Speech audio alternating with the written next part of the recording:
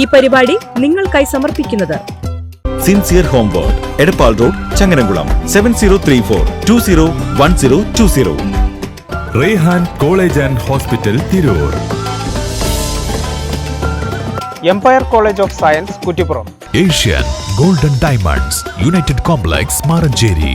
Also at Asian mall, Naduvattom, city centre, Koottanad.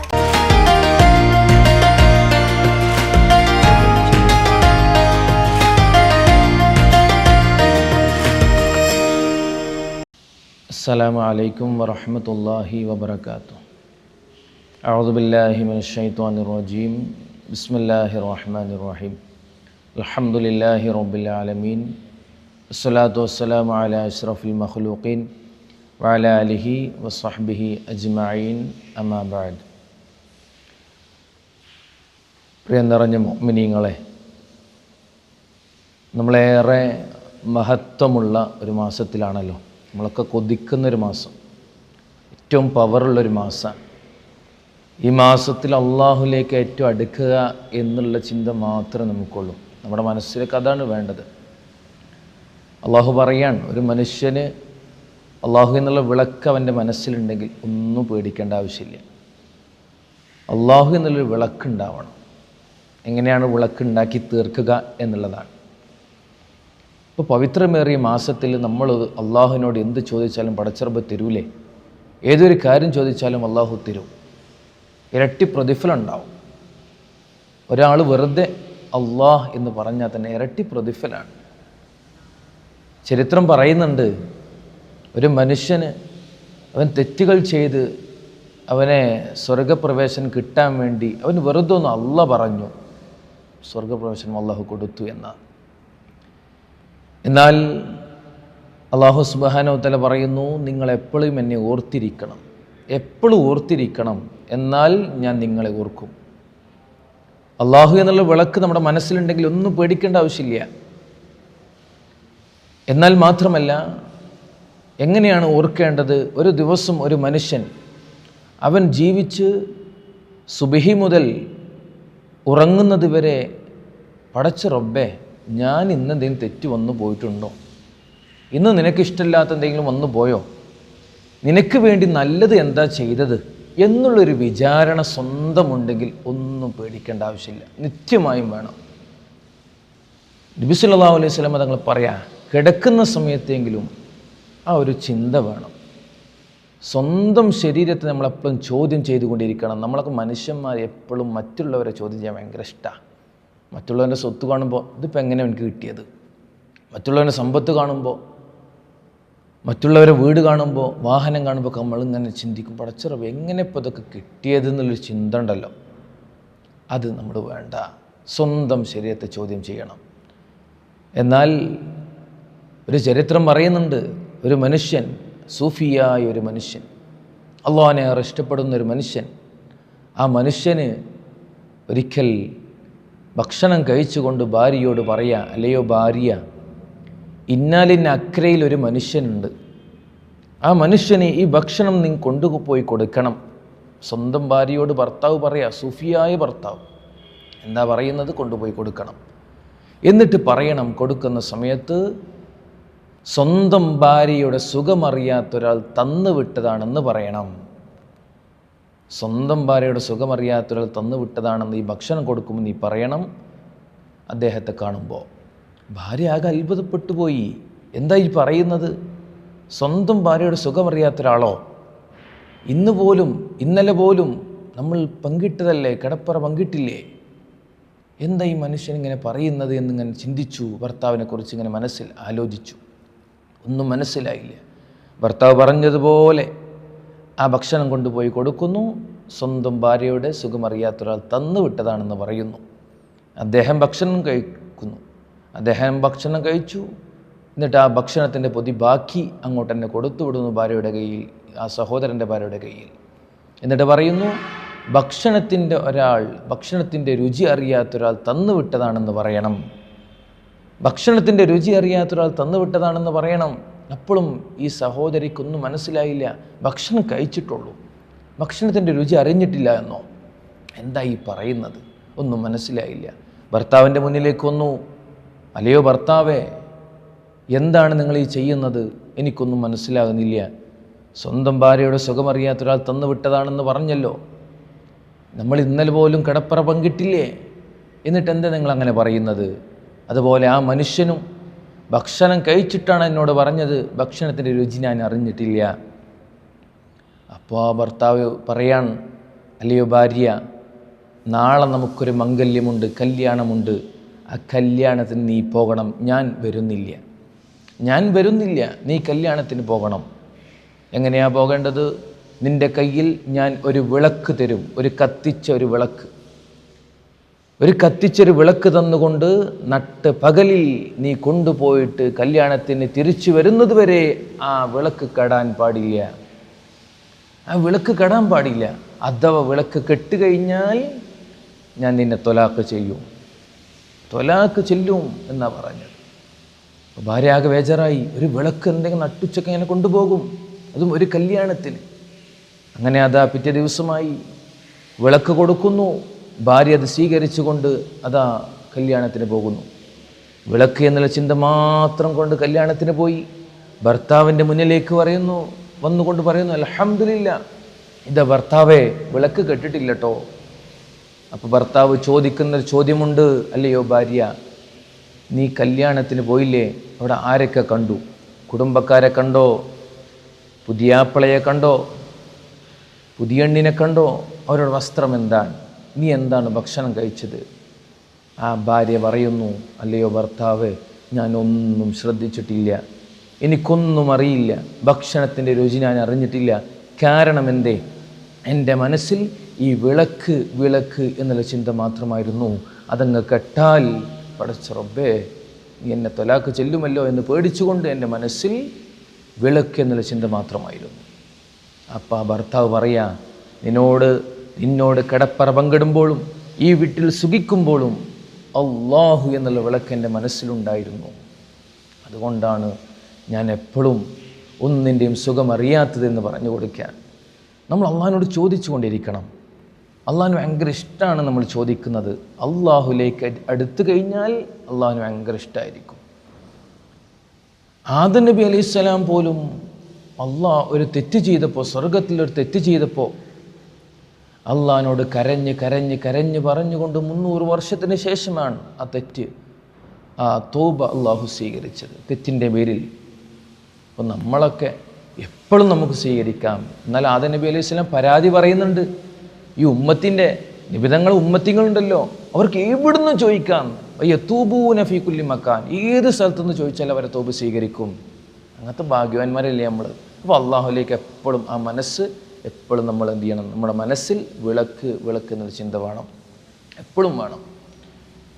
എന്നാൽ അള്ളാഹുവിൻ്റെ റസൂൽ സല്ലല്ലാഹു അലൈഹി വസല്ലമ തങ്ങൾ അവിടുന്ന് പറഞ്ഞ് നമ്മളെ പഠിപ്പിക്കുകയാണ്, ഒരു മുഅ്മിനീങ്ങൾക്ക് ജന്നത്തുൽ ഫിർദൗസ് എന്ന പദവിയുണ്ട്. ഒരു കൊട്ടാരം കാണിച്ചു കൊടുക്കാൻ, സ്വർഗത്തിലൊരു കൊട്ടാരം കാണിച്ചു കൊടുക്കുന്നു, സ്വഹാബികൾക്ക് പറഞ്ഞു കൊടുക്കുന്നു. സ്വഹാബ, ആ കൊട്ടാരം ആർക്കുള്ളതാണെന്നറിയുമോ?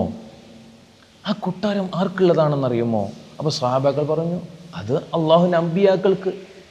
നബി തങ്ങൾ പറഞ്ഞു, അല്ല, അവർക്കല്ല.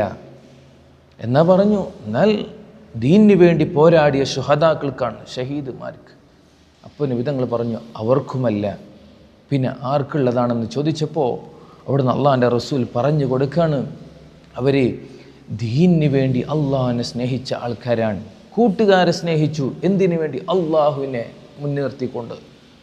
അള്ളാഹുവിന് വേണ്ടി സ്നേഹിതന്മാരെ അല്ലെ കൂട്ടുകാരെ സ്നേഹിച്ചു. ഒരാൾക്ക് പ്രയാസം വരുമ്പോൾ അവൻ്റെ കൂടെ നിൽക്കുന്നു. ഇബാദത്ത് ചെയ്യുമ്പോൾ നല്ലതിലേക്ക് അവനെ ക്ഷണിച്ചു വരുന്നു. ഒരു കൂട്ടുകാരൻ സ്നേഹിച്ചു, അള്ളാഹിൻ്റെ മാർഗത്തിൽ എന്നവർക്ക് വേണ്ടി. എന്നാൽ അങ്ങനത്തെ ഒരാൾക്ക് ആ ഒരു പദവിയുണ്ട് എന്നാണ്. രണ്ടാമതായി അവിടുന്ന് പറയുന്നു, വഹുബ്ബുൽ മൗത്ത്, നല്ല മരണത്തോട് ഭയങ്കര ഇഷ്ടം ഉണ്ടാവുക. മരണത്തോട് വലിയ സ്നേഹം ഉണ്ടാവും. നല്ല മരണമായിരിക്കും, വലിയ സ്നേഹം ഉണ്ടാവും. എന്നാൽ നബി സല്ലല്ലാഹു അലൈഹി വസല്ലം തങ്ങൾ പറയാ, ഇസ്രായേൽ അലൈഹിസ്സലാം മരിക്കുന്ന ആളെ മുന്നിൽ വന്നുകൊണ്ട്, ഒരു മനുഷ്യൻ, മുഅ്മിനായ ഒരു മനുഷ്യൻ മരിക്കാൻ കിടക്കുമ്പോൾ അദ്ദേഹത്തിൻ്റെ മുന്നിൽ വന്നുകൊണ്ട് ചോദിക്കുകയാണ്, അല്ലയോ മനുഷ്യ, നിനക്ക് എന്താണ് ആഗ്രഹം? നിൻ്റെ ആഗ്രഹം പറയണം. നിനക്കെന്താണ് ഇനി ചെയ്തു തീർക്കാനുള്ളത്? അത് പറയണം. അള്ളാഹു പറഞ്ഞിട്ടുണ്ട്. അപ്പം ആ മനുഷ്യൻ പറയാ, ഇസ്രായേൽ അലൈഹിസ്സലാമേ, 40 വർഷമായി നിന്നെ ഞാൻ കാത്തിരിക്കുകയാണ്. എപ്പോൾ നീ വരുമെന്ന് വിചാരിച്ച്, നിന്നെ അത്രയ്ക്ക് ഇഷ്ടം എനിക്കിനൊന്നുമില്ല. അപ്പം ഇസ്രായേൽ അലൈഹിസ്സലാം പറയാ, അള്ളാഹു പറഞ്ഞിട്ടുണ്ട്, നിൻ്റെ ആഗ്രഹം നീ പറഞ്ഞേ പറ്റൂ, അത് ഞാൻ ചെയ്തു തരും. അദ്ദേഹം പറയാ, എനിക്ക് പ്രത്യേകിച്ച് ആഗ്രഹമൊന്നുമില്ല, എന്നാൽ അവസാനത്തെ ഒരാഗ്രഹം, ഞാൻ 2 റക്അത്ത് നിസ്കരിക്കാം. 2 റക്അത്ത് നിസ്കരിക്കുമ്പോൾ അത്തഹിയാത്തിലെത്തുന്ന സമയത്ത്, വിരമിക്കുന്ന സമയത്ത് എൻ്റെ റൂഹ് പിടിച്ചോളൂ എന്ന് പറയാം. അത്രയ്ക്ക് അല്ലാഹുവിനെ ഇഷ്ടപ്പെടുന്ന ആളുകൾ, ഹബ്ബുൽ മൗത്തിനോടുള്ള സ്നേഹം, അത് നമുക്ക് വേണം. നമ്മുടെ മനസ്സിലുണ്ടെങ്കിൽ അത് നമ്മൾ വിജയിക്കുക തന്നെ ചെയ്യും. അതിനെന്തൊക്കെയാണ് നമ്മൾ നേടിയെടുക്കേണ്ടത്? നബി സല്ലല്ലാഹു അലൈഹി വസല്ലമ തങ്ങൾ സ്വഹാബാക്കളോടൊപ്പം യാത്ര പോവാണ്. യാത്ര പോകുന്ന സമയത്ത് സ്വഹാബാക്കളോടൊക്കെ പറഞ്ഞു, സ്വഹാബ, നിങ്ങളൊക്കെ ദിവസവും 70 പ്രാവശ്യം അസ്തഗ്ഫിറുല്ലാഹൽ അലീം പറയണം. 70 പ്രാവശ്യം അസ്തഗ്ഫിറുല്ലാഹൽ അലീം പറയണം. അങ്ങനെ പറഞ്ഞാൽ അള്ളാഹുവിൻ്റെ വലിയ കാരുണ്യം നിങ്ങൾക്കുണ്ടാവും. എന്നാൽ അതിന് അനസ് റളിയല്ലാഹു റിപ്പോർട്ട് ചെയ്യാണ്, 70 എന്ന് കണക്ക് പറയാൻ കാരണം, അവന് 70 ദിക്റെങ്കിലും അസ്തഗ്ഫിറുല്ലാഹൽ അലീം മനസ്സ് തട്ടിങ്ങാണ്ട് പറഞ്ഞാൽ ഒരു വർഷത്തിൽ അല്ലെങ്കിൽ ഒരു ദിവസത്തിൽ 700 പാപം അള്ളാഹു പൊറുക്കും. ഒരു ദിവസത്തിൽ 700 പാപം. പവർ നോക്കി നിങ്ങൾ, അസ്തഗ്ഫിറുല്ലാഹൽ അലീമിൻ്റെ പവർ. അപ്പോൾ അള്ളാഹുലേക്ക് അടുക്കാൻ ഒരുപാട് മാർഗങ്ങൾ നമ്മുടെ മുന്നിലുണ്ട്, പ്രത്യേകിച്ച് റമളാനിൻ്റെ പവിത്രമേറിയ ദിവസങ്ങൾ കൊണ്ട്. എന്നാൽ ആ 700 പ്രാവശ്യം ചൊല്ലിയതിൻ്റെ പേരിൽ, 70 പ്രാവശ്യം ചൊല്ലിയതിൻ്റെ പേരിൽ 700 പാപങ്ങൾ അള്ളാഹു പൊരുത്തപ്പെട്ടു തരുന്നു. ഒന്ന് ആലോചിച്ച് നോക്കി നമ്മൾ. എന്നാൽ പിന്നെ അവിടെ നിന്ന് പറഞ്ഞു കൊടുക്കുകയാണ്, നിനക്ക് താങ്ങാൻ കഴിയാത്തൊരു വേദനയും പടച്ചിറപ്പ് തരൂല. എൻ്റെ അസ്തഗ്ഫിറുല്ലാഹൽ അലീം 70 പ്രാവശ്യം ചൊല്ലിയതുകൊണ്ട് നിനക്ക് താങ്ങാൻ കഴിയാത്ത, നിന്നെ ബുദ്ധിമുട്ടാക്കുന്ന, നിനക്ക് പ്രയാസം വരുന്ന ഒരു കാര്യവും അള്ളാഹു നിനക്ക് തരൂല. അള്ളാഹു നമ്മളെ അത്തരക്കാരിൽ പവിത്രമേറിയ ആളുകളിൽ അള്ളാഹു നമ്മൾ ഉൾപ്പെടുത്തുമാറാവട്ടെ. എന്നാൽ അള്ളാഹുലേക്ക് അടുക്കാൻ ഒരു മനുഷ്യൻ തെറ്റ് ചെയ്ത് അള്ളാഹുലേക്ക് അടുക്കാൻ വലിയ ആഗ്രഹമായി ഒരു മനുഷ്യൻ പറയാണ് അള്ളാഹുവിനോട്, പടച്ചറബ്ബേ, ഞാൻ ഒരു അസ്തഗ്ഫിറുല്ലാഹൽ അലീം പറയും, എൻ്റെ മനസ്സ് തട്ടിങ്ങാണ്ട് കരഞ്ഞുകൊണ്ട് ഞാൻ പറയും, പക്ഷേ എനിക്ക് അത് സ്വീകരിച്ചു എന്നതിൻ്റെ തെളിവായിട്ട് 3 കാര്യങ്ങൾ എനിക്ക് ചെയ്തു തരണം. 3 കാര്യങ്ങൾ എനിക്ക് ചെയ്തു തരണം എന്ന് പറയാം. ഒന്നാമതായി അദ്ദേഹം പറയുന്നു, എനിക്ക് ഇൽമ് പഠിക്കാൻ ആഗ്രഹമുണ്ട്, അതെനിക്ക് ചെയ്തു തരണം. ഇൽമ് പഠിക്കണം എനിക്ക്. രണ്ടാമതായ അദ്ദേഹം പറയുന്നത്, എനിക്ക് മനോഹരമായ ശബ്ദം വേണം, നല്ല ഭംഗിയുള്ള മനോഹരമായ ശബ്ദം എനിക്ക് വേണം. എന്നാൽ മൂന്നാമതായി അദ്ദേഹം പറയുന്നു, എനിക്ക് ഇബാദത്ത് ചെയ്യാൻ 24 മണിക്കൂർ ഞാൻ അള്ളാഹുവിന് വേണ്ടി ഇബാദത്ത് ചെയ്യും. എന്നാൽ ആ ഇബാദത്ത് ചെയ്യുന്ന സമയത്ത് എനിക്കെൻ്റെ മുന്നിൽ ഭക്ഷണം എനിക്ക് നിത്യമായിട്ട് കിട്ടണം എന്ന് പറയാൻ. എന്തേ അദ്ദേഹം ചോദിച്ചത്? ഞാൻ അസ്തഗ്ഫിറുല്ലാഹൽ അലീം എന്ന് പറയും, അത് മനസ്സ് തട്ടിയിട്ടാ പറയുക, അത്ര ഇനിയൊരു തെറ്റിലേക്കും പോവില്ല. അതുകൊണ്ട് ആ തെറ്റിൻ്റെ പേരിൽ അത്രയും തട്ടിങ്ങാണ്ട് പറയുമ്പോൾ, അസ്തഗ്ഫിറുല്ലാഹൽ അലീം എന്ന് പറയുമ്പോൾ അതിൻ്റെ പേരിൽ എനിക്ക് 3 കാര്യം ചെയ്തു തരണം. അങ്ങനെ അദ്ദേഹം എത്രയും പെട്ടെന്ന് തന്നെ ഹസൻ ബസരി എന്നവരുടെ അടുക്കലേക്ക് പോവുകയും ഇൽമു പഠിക്കുകയും ചെയ്യാൻ. ഇൽമു പഠിച്ച് നല്ല ഭംഗിയുള്ള മനോഹരമായ ശബ്ദം അദ്ദേഹത്തിന് കിട്ടി. നല്ല ശബ്ദം കിട്ടി അദ്ദേഹത്തിന്. എന്നാൽ മാത്രമല്ല, പിന്നെ മൂന്നാമത്തെ അദ്ദേഹം ചോദിച്ചത് ഭക്ഷണം വേണമെന്നാണ്. 24 മണിക്കൂറും അദ്ദേഹം അള്ളാഹുവിനോട് ഇബാദത്ത് ചെയ്ത് എനിക്ക് എൻ്റെ സമയത്ത്, ഞാൻ ചോദിക്കുന്ന എനിക്ക് ഭക്ഷണം ആവശ്യമുള്ള സമയത്ത് ഭക്ഷണം വേണം. അദ്ദേഹം വാതിൽ തുറക്കുന്നു, ഭക്ഷണം ലഭിക്കുന്നു. ഇതൊരു പവർ അസ്തഗ്ഫിറുല്ലാഹൽ അലീം എന്നുള്ളതാണ്. എന്തേ കാരണം? അള്ളാഹുവിനെ അത്രയും ഇഷ്ടപ്പെട്ടു എന്നുള്ളതാണ്. അള്ളാഹുവിന് ഇഷ്ടപ്പെട്ടാൽ ഒന്നും പേടിക്കേണ്ട ആവശ്യമില്ല. നമ്മൾ രണ്ടാമത് പറഞ്ഞല്ലോ, ഹബ്ബുൽ മൗത്ത്, ഒരു മരണം നമ്മൾ സ്വാഗതം ചെയ്യും, മരണത്തെ നമ്മൾ വെൽക്കം ചെയ്യും, ഒരാളെയും പേടിക്കേണ്ട ആവശ്യമില്ല. എന്നാൽ ഇസ്രായേൽ അലൈഹിസ്സലാം കൂട്ടുകാരനാക്കി കഴിഞ്ഞാൽ നമ്മൾ രക്ഷപ്പെട്ടു. അള്ളാഹിൻ്റെ റസൂൽ സല്ലല്ലാഹു അലൈഹി വസല്ലം അതങ്ങൾ പറയാൻ, ഇസ്രായേൽ അലൈഹിസ്സലാമിനെ നീ കൂട്ടുകാരനാക്കിക്കോ, നിന്നെ കാത്തിരിക്കുമെന്നാണ്. നിനക്ക് ഇസ്രായേലിനെ കാണണോ? സുബഹി നമസ്കാരത്തിന് പള്ളിയിൽ നിന്നും അസ്സലാത്തു ഖൈറും മിനൻ നൗം എന്ന് പറഞ്ഞുകൊണ്ട് നമ്മൾ പള്ളിയിലേക്ക് കടന്നു വരുമ്പോൾ ആ ഇസ്രായേൽ അലൈഹിസ്സലാം വെള്ള വസ്ത്രം ധരിച്ചുകൊണ്ട്, നല്ല ഭംഗിയുള്ള വസ്ത്രം ധരിച്ചുകൊണ്ട് നമ്മളങ്ങനെ കാത്തിരിക്കും. മുഅ്മിനെ കടന്നു വരൂ, കെട്ടിപ്പിടിക്കുമെന്നാണ്. എന്തേ? നമസ്കാര നൃത്യമുള്ള ആൾ, അള്ളാഹിനെ പേടിക്കുന്ന ആൾ, അങ്ങനെയുള്ള ആൾക്ക് എപ്പോഴും ഇസ്രായേൽ അലൈഹിസ്സലാം ഒരു കൂട്ടുകാരനായിരിക്കും. എന്നാൽ പള്ളിയിൽ നമാസ് നടക്കുന്ന സമയത്ത്, സ്വലാത്ത് നടക്കുന്ന സമയത്ത്, നിസ്കാരം നടക്കുന്ന സമയത്ത്, കച്ചവടങ്ങളിലോ പാർക്കുകളിലോ പള്ളിക്ക് പുറത്ത് നടക്കുന്ന ആളുകളോട് ഇസ്രായേൽ അലൈഹിസ്സലാം വന്നുകൊണ്ട് പറയും, അല്ലയോ ഇസ്രായേൽ വന്നുകൊണ്ട് പറയാൻ, മനുഷ്യ നീ ചത്തുപോകും, നീ ചത്തുപോകുന്നൊരവസ്ഥ ഉണ്ടാകും. നിനക്ക് അള്ളാഹിനെ ഓർമ്മയില്ലല്ലേ? എത്രയോ നിഅമത്ത് നിനക്ക് തന്നു, എത്രയോ അനുഭൂതികൾ നിനക്ക് തന്നു. നീ ചോദിച്ചതൊക്കെ പടച്ച റബ്ബ് തന്നിട്ട് അള്ളാഹിനൊന്ന് ഓർക്കാൻ നിനക്ക് മനസ്സില്ലല്ലേ എന്ന് സ്വലാത്ത് നടക്കുന്ന സമയത്ത്, നിസ്കാരം നടക്കുന്ന സമയത്ത്, നമസ്കാരം നടക്കുന്ന സമയത്ത് അങ്ങാടിയിലൂടെ തെണ്ടിത്തിരിയുമ്പോൾ നീ സ്വലാത്തിന് നിസ്കാരത്തിന് സമയം കാണാത്തവരുണ്ടെങ്കിൽ അവരോട് പറയും, നീ മൃഗങ്ങൾ ചത്തുപോകുന്നത് പോലെ നീ ചത്തുപോകുമെന്നാണ്. അള്ളാഹു നമ്മളെ കാക്കട്ടെ, അങ്ങനെ ചത്തുപോകുമെന്നാണ്. എന്നാൽ അള്ളാഹിൻ്റെ റസൂൽ പറയാണ്, ഇസ്രായേൽ അലൈഹിസ്സലാമിനെ കൂട്ടുകാരനാക്കിയോ അവൻ വിജയിച്ചു, അവൻ വിജയിച്ചു. മരിക്കുന്ന സമയത്ത് ഇസ്രായേൽ അലൈഹിസ്സലാം വന്നുകൊണ്ട് മുന്നിൽ നിൽക്കും, എന്നിട്ട് പറയും, സന്തോഷത്തോടെ മരിച്ചോളൂ, റാഹത്തോടെ ഞാൻ നിൻ്റെ റൂഹ് പിടിക്കും, ഒരു പേടിയും പേടിക്കേണ്ട. അദ്ദേഹം ഇങ്ങനെ കരയും.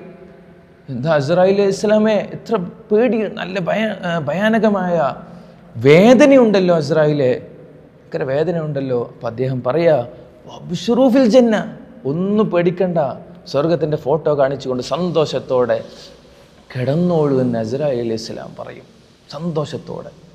ഒന്ന് ആലോചിച്ച് നോക്കി, ആ ഒരവസ്ഥ നമുക്ക് വേണ്ടേ? നമുക്കതല്ലേ വേണ്ടത്? നമ്മളൊക്കെ ആഗ്രഹിക്കുന്നത് അവസാനം നന്നാവുക എന്നുള്ളതാണ്. അതാണ് നമുക്ക് വേണ്ടത്.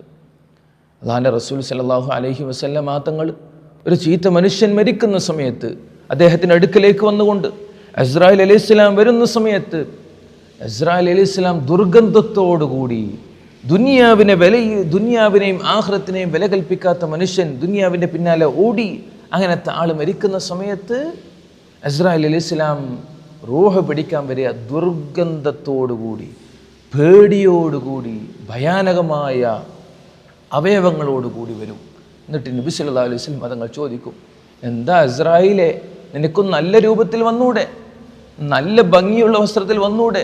അദ്ദേഹം മുസ്ലിം ആയിരുന്നില്ലേ, നല്ല മനുഷ്യനായിരുന്നില്ലേ, എന്തിനാണ് ഇങ്ങനെ പേടിപ്പിക്കുന്നത് എന്ന് ചോദിക്കുമ്പോൾ അവിടെ നിന്ന് ഇസ്രായേൽ അലൈഹിസ്സലാം പറയാ, യാ റസൂലല്ലാഹ്, മുസ്ലിമാണ് അദ്ദേഹം, പക്ഷേ അള്ളാഹുവിനെ വില കൽപ്പിക്കാത്തവനാണ്, അള്ളാഹിനെ വില കൽപ്പിക്കാത്തവനാണ്, അള്ളാഹുവിനെ ഒരു പോലും ചിന്തിക്കാത്തവനാണ്. അങ്ങനത്തെ ആളുകൾ അള്ളാഹുവെ അത്രക്കാരിൽ നമ്മൾ ഉൾപ്പെടുത്താതിരിക്കട്ടെ. നമ്മൾ പറഞ്ഞു വരുന്നത് അള്ളാഹുമായുള്ള, ഇസ്രായേൽ അലൈഹിസ്സലാമുമായുള്ള ഒരു കൂട്ടുകെട്ടുണ്ടെങ്കിൽ അള്ളാഹുലേക്ക് നമുക്ക് അടുക്കാൻ കഴിയും. ഒന്നും പേടിക്കേണ്ട ആവശ്യമില്ല, ആരെയും പേടിക്കേണ്ട ആവശ്യമില്ല. അതാണ് അള്ളാഹ് പറഞ്ഞത്, എന്നെ ഓർത്താൽ നിന്നെ ഓർക്കും, എന്നെ ഓർത്താൽ മതി, നിന്നിലേക്ക് ഞാൻ ഓർക്കും. എത്രത്തോളം ഓർക്കും? നിനക്ക് വേണ്ടതൊക്കെ ഞാൻ ചെയ്തു തരും. അള്ളാഹു നമുക്ക് എല്ലാ അനുഗ്രഹങ്ങളും ഈ റമളാനിൻ്റെ എല്ലാ പവിത്രതയും നമുക്ക് നൽകുമാറാവട്ടെ. നമ്മൾ ഒരുപാട് തെറ്റുകൾ ചെയ്തവരാണല്ലോ അല്ലേ, പാപികളായ മനുഷ്യരാണ് നമ്മളൊക്കെ. കണ്ണുകൊണ്ട്, കൈകാലുകൾ കൊണ്ട്, വാക്കുകൊണ്ട്, സംസാരം കൊണ്ട്, നാവ് കൊണ്ടൊക്കെ തെറ്റുകൾ വന്നു പോയിട്ടുണ്ടാവാം, മനുഷ്യരല്ലേ. അള്ളാഹുവേ, ഈ റമളാൻ റഹ്മത്തിൻ്റെ 10 വിട പറയാൻ മണിക്കൂറുകളേ ഉള്ളൂ. അള്ളാഹുവേ, പഠിച്ച റബ്ബേ, ഞങ്ങളെ നീ കാക്കണേ അള്ളാഹ്. ഞങ്ങളെ ഈ കേൾക്കുന്ന അള്ളാഹു, ഇതിനു വേണ്ടി ഇത് കേൾക്കുന്ന ആളുകൾക്ക് നീ ഖൈറ് പ്രദാനം ചെയ്യണേ റഹ്മാനെ. ഒരുപാട് ആളുകളുണ്ട് പഠിച്ച റബ്ബേ, ഞങ്ങൾ മുൻകാല ആളുകൾ, ഇവരൊക്കെ വിട പറഞ്ഞു പോയിട്ടുണ്ട്. അവിടെ ഹദറത്തിലേക്ക് ഇതിൻ്റെ സവാബിനെ നീ എത്തിച്ചു കൊടുക്കണേ റഹ്മാനെ. അള്ളാഹു ഞങ്ങൾക്ക് ഈ റമളാന് അനുകൂലമാക്കണേ അള്ളാഹ്, ഒരിക്കലും പ്രതികൂലമാക്കല്ല റബ്ബെ. എന്ത് സൽക്കർമ്മം ചെയ്യുമ്പോഴും അതൊക്കെ നാളെ ഞങ്ങൾക്ക് ഷഫാഅത്ത് നൽകണേ അള്ളാഹ്, സാക്ഷി നിൽക്കണേ റഹ്മാനെ. اللهم اجعل هذا الشهر الشريف العظيم شاهدا لنا لا شاهدا علينا واجعله حجة لنا لا حجة علينا. اللهم اعتق رقابنا ورقاب آبائنا وأمهاتنا وأساتذتنا من الديون والمظالم والنار. اللهم ارحمني يا أرحم الراحمين. آمين آمين برحمتك يا أرحم الراحمين. السلام عليكم ورحمة الله.